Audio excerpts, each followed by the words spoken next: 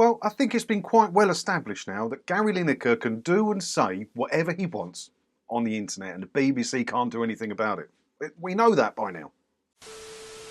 Hi, yeah, it's me again. On my drive to work this morning, it's Wednesday the 8th at the minute, I'm just filming this after work. We drive to work this morning, Gary Lineker was all over the radio, and then he was in the papers as well, wasn't he? And I had a little look at it, and he's caused another bit of Twitter uproar. But, you know, they're all saying BBC need to sack him, BBC need to have words with him. He's proven, time and time again, he's untouchable by the BBC. So let's see what happened here anyway, because does it need the amount of furore it got? I don't know, you tell me. Gary Lineker hits back after Home Secretary says his migrant policy remarks were irresponsible. Why anyone uses Twitter is beyond me anyway. But what he did, look, he made these two tweets. Where are we? So it was a little video that the Home Secretary put out saying, "We must stop the boats." And Lineker replied with, "Good heavens, this is beyond awful." And then there was another one that kicked it off. I think he replied to it. It says, "There is no huge influx. We take far fewer refugees than other major European countries. This is just an immeasurably cruel policy directed at the most vulnerable people in language that is not dissimilar to that used by Germany in the 30s, and I'm out of order."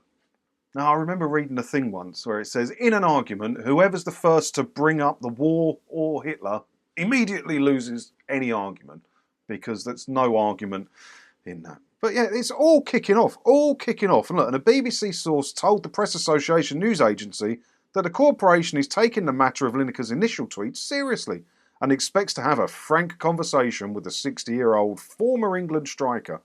Well, this happened not that long ago. Look, he had a row with a fellow BBC employee. Where is it? On Twitter. I've got it saved here somewhere. "As a politician, how could you ever, under any circumstances, bring yourself to vote for pumping sewage into our seas? Unfathomable." And that was replied to by a BBC employee saying, "Do you have the freedom to tweet about this sort of thing because you have a different contract to mine?" Because of the impartiality, they're not allowed to talk about things like that on Twitter. You're not allowed to give your public opinion or your personal opinion if you're a BBC News employee. "I presume you're in news and current affairs. If so, of course. Does not our duty of impartiality apply across the BBC? Only in news and current affairs, surely you know that. The BBC lives and dies by its impartiality. If you can't abide it, get off it." And guess who got the telling off for that? Guess who was called in and got a rollicking for that? Yeah, Neil Henderson, the BBC journalist.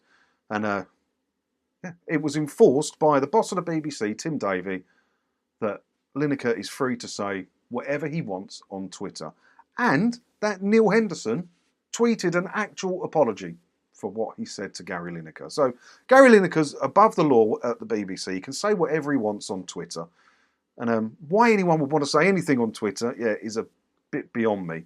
And I was getting ready to rip him a bit. I wanted to talk about some other stuff. I didn't realise he did actually take in some refugees, because I remember him talking about it. I thought, I'll Google that, because I can't remember what happened with that, because he was always saying you got to take him in. And look, Gary Lineker reveals he took in a second refugee at his Surrey home and hits out about 18 months of hell the budding rocket scientist from Turkey endured in Home Office system. So it doesn't sound like he got one of the low-end immigrants. Sound like he got himself a clever one there, a budding rocket scientist. I don't think all of them that come over are budding rocket scientists, but I don't know. I haven't taken any in. I don't have any spare rooms to be able to do that. And I wouldn't anyway, because it's my home, not their home. But yeah, apparently he did take them in. Whether they actually stayed in his actual home with him, or in the pool house or something that he's got out the back, or he just chucked them in a travel lodge and slipped them a few quid to say you're staying with me. I don't know. But yeah, he did do it. But I don't know why we're still reacting to his tweets. It doesn't matter. And the more we react to him, the more he's going to tweet his blooming opinion. Just stop reacting to it. He can say and do anything he wants on his BBC contract. That's been proven. So we don't need to keep reacting to him and having loads of newspaper articles and LBC talking about him for an hour this morning. It's completely unnecessary. If we are going to talk about Lineker, let's talk about the 1.3 million quid a year he gets for sitting on a sofa talking about football with his mates once or twice a week. Let's talk about that, because that's the bit that's the problem, not what he's tweeting. I don't care what he's tweeting. But what do you think of this? Let me know in the comments below. And as always, thanks for watching, and don't forget to hit the subscribe button if you haven't already, because that way, hopefully I'll see you in another video again soon, won't I? Ta-da!